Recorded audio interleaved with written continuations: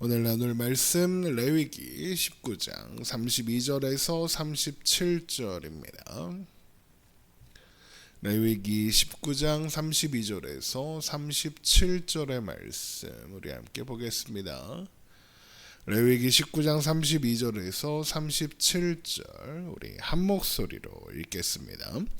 너는 셋 머리 앞에서 일어서고 노인의 얼굴을 공경하며 내 하나님을 경외하라. 나는 여호와이니라.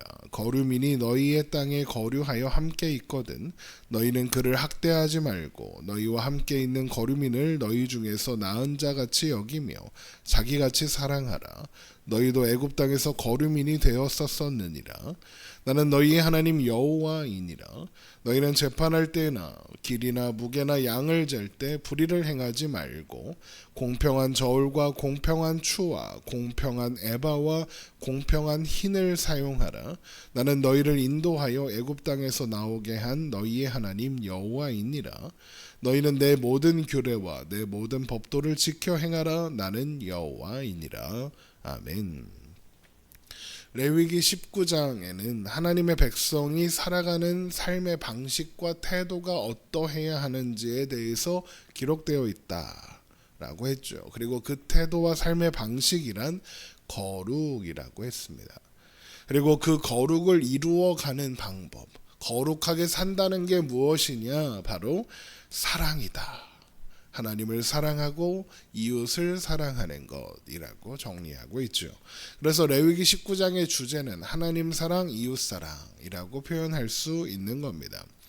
오늘 살펴보게 되는 본문에도 먼저 노인을 공경하는 것이 하나님을 경외하는 것과 마찬가지라는 말씀으로 시작되는 것을 볼 수 있습니다. 레위기 19장 32절입니다. 너는 샘머리 앞에서 일어서고 노인의 얼굴을 공경하며 내 하나님을 경외하라. 나는 여호와이니라.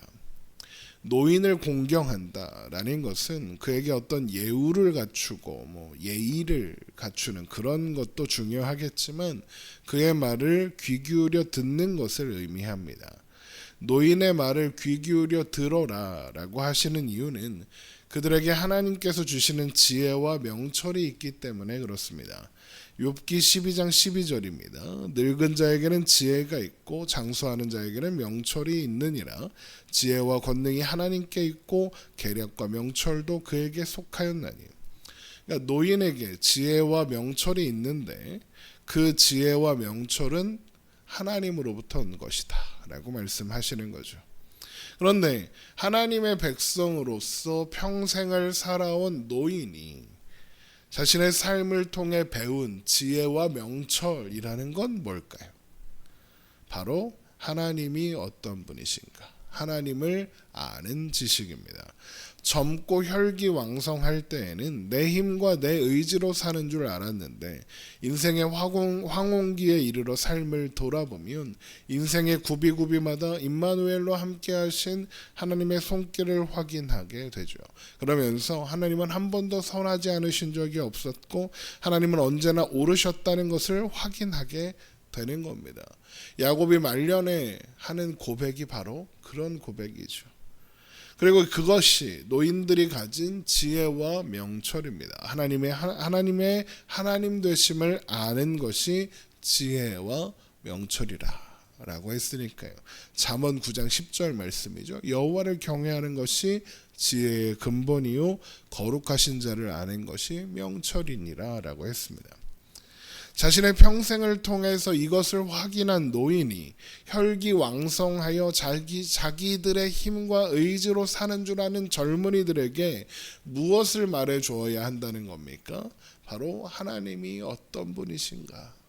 하나님의 하나님 되심을 설명해야 하는 겁니다. 하나님은 선하신 분이다. 하나님 안에 있는 것이 참된 복이고 기쁨이다. 그러므로 하나님 안에 살아야 한다. 하나님을 의지하고 살아야 한다 이겁니다. 쉽게 말하면 집 나가면 고생이다. 하나님 밖으로 나가면 고생이다. 정신 차리고 하나님 안에 있어라 이거죠.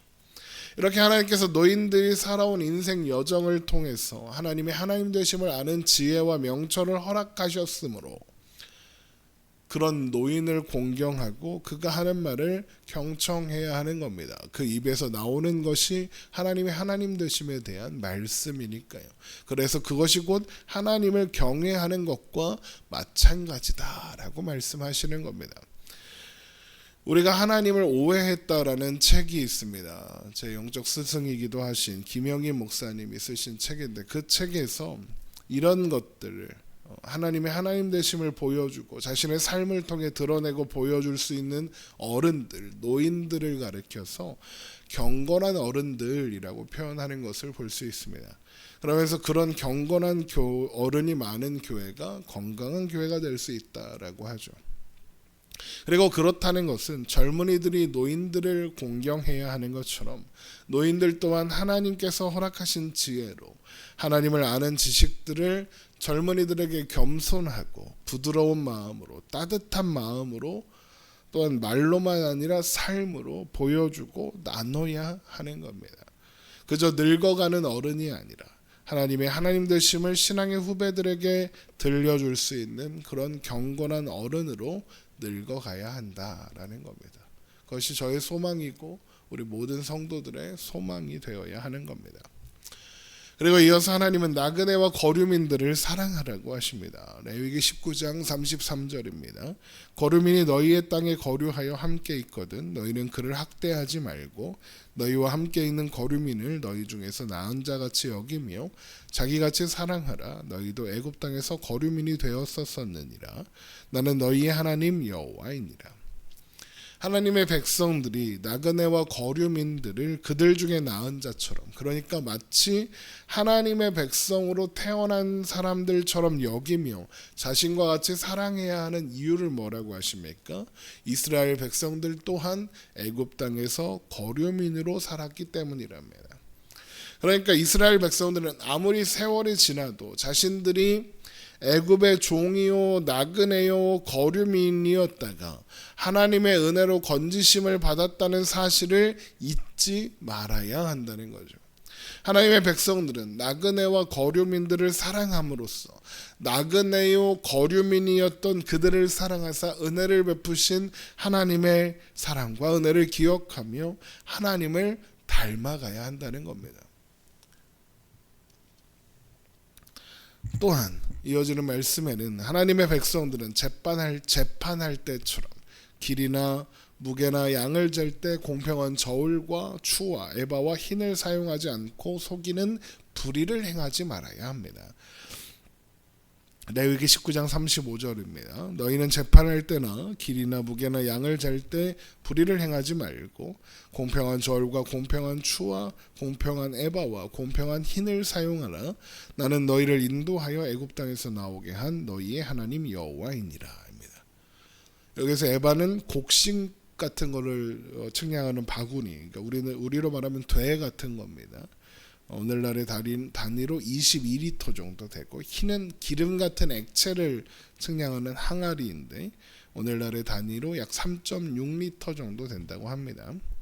아무튼 여기에서 저울을 속인다라는 것은 자신과 남에게 다른 저울, 그러니까 다른 잣대를 적용하는 걸 의미하는 겁니다. 똑같이 생겼으나 다른 무게를 가진 저울과 추, 다른 부피를 가진 에바와 흰을 가지고 상황에 따라 자신이 유리한 쪽으로 사용해 먹는 겁니다. 그렇게 하면 쉽게 이익을 취할 수 있겠죠. 그러나 이것은 불의한 행동이며 하나님은 이것을 기뻐하지 않으신다 그러는 겁니다. 왜 그렇습니까? 그 이유가 뭡니까? 하나님은 이스라엘을 애굽 땅에서 인도하여 나오게 하신 여호와 하나님이기 때문입니다. 저울을 속여서 불의한 이익을 취하는 것은 이웃의 것을 도둑질하는 것과 같죠. 하나님의 백성들은 도둑질하면 안 됩니다. 이것은 단순한 도덕이나 어떤 윤리 때문이 아니라 그가 하나님의 백성이기 때문이죠. 하나님의 백성은 하나님의 인도와 보호를 받는 존재로 하나님으로부터 모든 것을 공급받아 사는 존재입니다. 그러므로 남의 소유를 빼앗을 필요도 없고 남의 소유를 빼앗기 위하여 저울을 속이는 거짓말을 하지 않아도 됩니다. 하나님께서 그들의 선하신 아버지 여호와 하나님이 되셨으니까요. 그들을 사랑하셔서 그들의 자격과 조건과는 상관없이 애굽에서 건져내셨으니까요. 그리고 지금 인도하고 계시니까요. 그럼에도 불구하고 저울을 속여서 이웃의 것을 부당하게 빼앗으려고 한다. 이게 무슨 의미겠습니까? 그런 하나님의 하나님 되심을 신뢰하지 못하는 행동인 거죠. 그래서 하나님은 그런 행위를 마치 우상 숭배하는 일처럼 가증한 일로 여기시겠다 말씀하시는 겁니다. 우리 신명기 25장 13절을 한번 찾아보죠. 신명기 25장 13절입니다.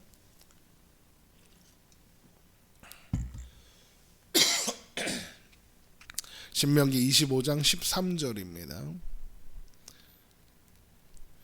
너는 내 주머니에 두 종류의 저울추 곧 큰 것과 작은 것을 넣지 말 것이며 내 집에 두 종류의 되 곧 큰 것과 작은 것을 두지 말 것이요 오직 온전하고 공정한 저울추를 두며 온전하고 공정한 되를 둘 것이라. 그리하면 내 하나님 여호와께서 내게 주시는 땅에서 내 날이 길리라.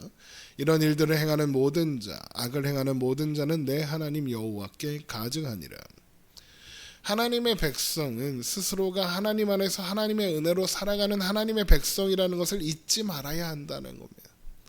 하나님은 하나님의 백성들이 하나님이 하나님이시라는 것을 믿기를 원하십니다. 하나님이 선하시고 신실하신 아버지라는 것을 믿고 살기를 원하시는 거죠.